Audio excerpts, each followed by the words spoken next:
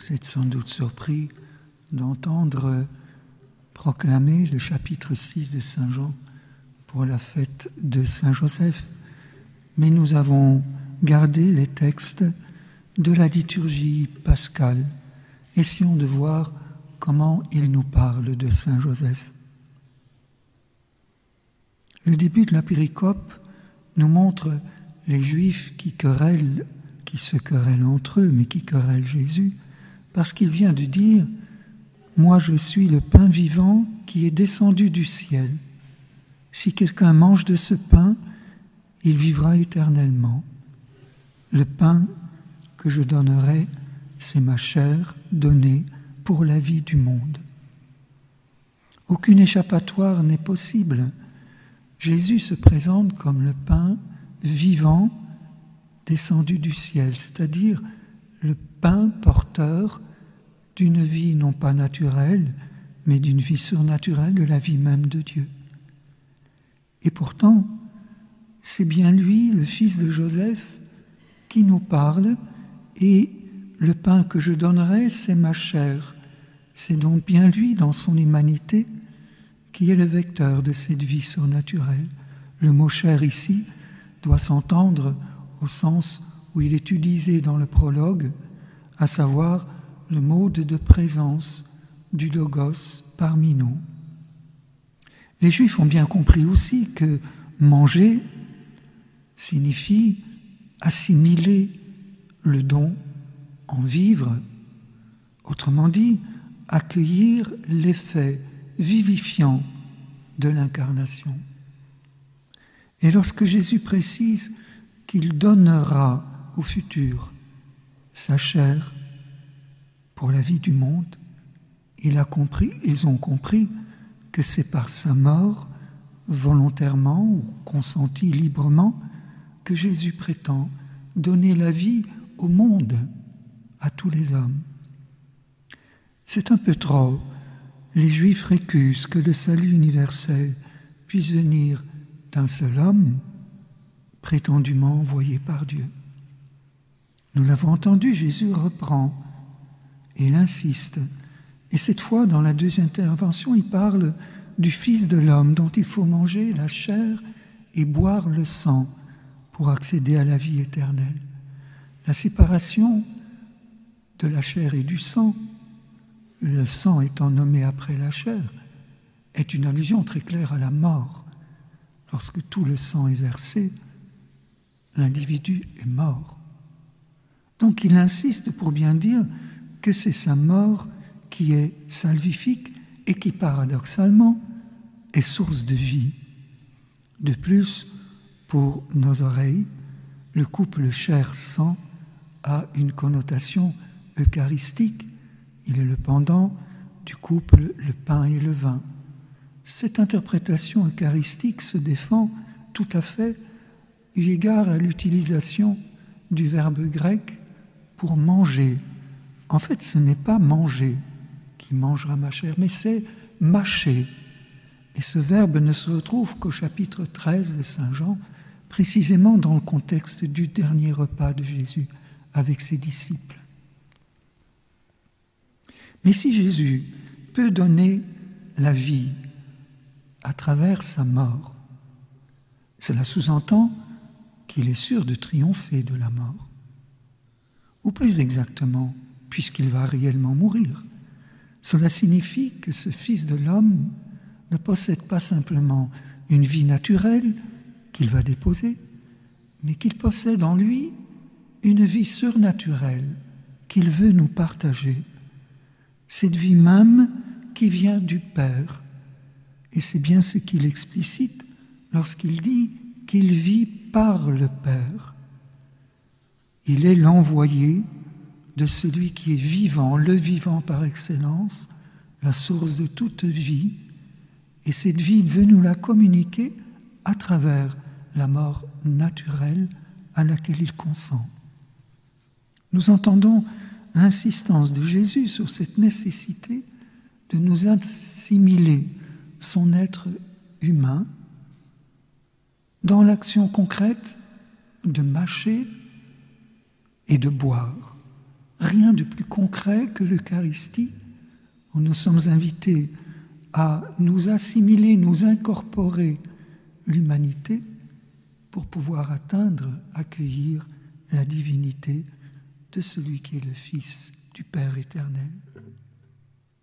Oui, le Verbe de Dieu a pris chair de notre nature humaine pour qu'en la mangeant, nous puissions devenir participants de sa nature divine. Celui qui mange ma chair et boit mon sang demeure en moi et moi je demeure en lui. C'est cette immanence réciproque qui garantit que la vie du Père, qui est l'héritage du Fils, nous soit communiquée et devienne aussi notre vie. De même que le Père qui m'a envoyé est vivant et que je vis par le Père, de même celui qui me mange, lui aussi vivra par moi. Une équivalence est donc établie entre la relation qui unit le Père à Jésus et la relation qui unit Jésus aux croyants. Cette immanence réciproque entre le Maître et le disciple se fonde donc sur l'immanence entre le Père et le Fils que Jésus va expliciter au chapitre 14 du 4e évangile, après avoir dit à Thomas « Moi je suis le chemin, la vérité et la vie, personne ne va au Père sans passer par moi ». Jésus ajoute « Je suis dans le Père et le Père est en moi ». Si Jésus peut nous faire prendre part à la vie du Père, c'est parce qu'il vit de la vie du Père, tout en étant en même temps un homme comme nous. Nous atteignons la condition même de notre salut. C'est la médiation entre Dieu et les hommes suppose que le médiateur appartienne aux deux mondes, au monde de Dieu et à notre monde humain. C'est pourquoi Jésus est la porte des brebis. Il marque le passage entre le monde de Dieu et celui des hommes. Il appartient au monde de Dieu, car au commencement était le Verbe, et le Verbe était auprès de Dieu, et le Verbe était Dieu. Il appartient au monde des hommes, car le Verbe s'est fait chair, et il a habité parmi nous, et il fut désigné comme le fils de Joseph. En Jésus, vrai Dieu et vrai homme, la vie divine qu'il possède en plénitude comme Fils unique nous est révélée, c'est-à-dire offerte. Saint Jean nous dit « Oui, la vie s'est manifestée, nous l'avons vue et nous rendons témoignage. Nous vous annonçons la vie éternelle qui était auprès du Père et qui s'est manifestée à nous. » Le Père est l'origine de toute vie. Et il fait de son envoyé le porteur de cette vie pour le monde. Et si nous vivons de la vie de celui qui est ressuscité d'entre les morts, je poursuis avec saint Paul, celui qui a ressuscité Jésus, le Christ d'entre les morts, donnera aussi la vie à nos pauvres corps mortels par son esprit qui habite en vous. Remarquons que dans le verset suivant, Jésus dit « Celui qui me mange, lui aussi vivra par moi ». La formule d'appropriation ne mentionne même plus la chair et le sang, la personne même de Jésus. Ce qui souligne que dans l'Eucharistie, l'enjeu est précisément cette relation existentielle et réelle avec le Christ. Se faire disciple, c'est se lier de toute sa personne au Maître, vivre par lui, se nourrir de lui, demeurer en lui afin qu'il demeure en nous. Et qu'à notre tour, nous puissions donner notre vie dans le même mouvement de désappropriation.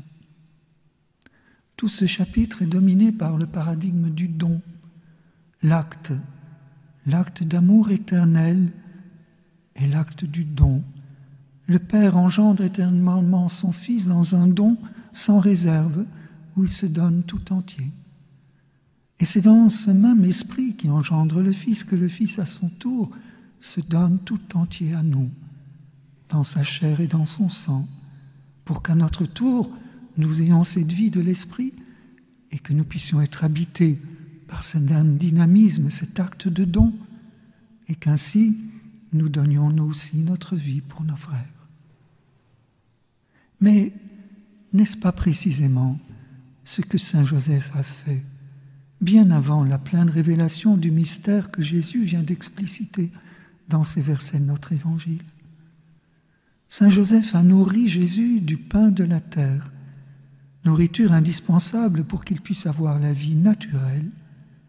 Il a travaillé dur, il a littéralement donné sa vie pour pouvoir subvenir au nécessaire de sa famille. Et Jésus, enfant, a vu son papa rendre grâce à Dieu pour ce fruit de la terre et de son travail. Il a silencieusement contemplé ce don de soi de Saint Joseph qui s'offrait avec amour à travers ce pain d'orge péniblement acquis et que Jésus était probablement chargé de partager avec le pauvre qui avait toujours une place à la table de Nazareth. Comment cet humble geste quotidien, accompli par son Père terrestre, n'aurait-il pas inspiré Jésus adulte au moment de l'institution de l'Eucharistie? Ce jour-là, c'est Jésus qui, après avoir rendu grâce, offrait à ses disciples le pain, fruit de la terre et du travail des hommes. Mais au moment de le leur donner, il demandait au Père des cieux de pouvoir se donner à travers ce pain, afin que ses amis puissent vivre de sa vie et la transmettre en faisant ce même geste en mémoire de lui. Demandons à Saint Joseph de nous introduire dans ce mystère que nous allons maintenant célébrer, ce mystère qui porte à son accomplissement divin le ministère de paternité qu'il a exercé envers celui qui est notre pain de vie. Amen.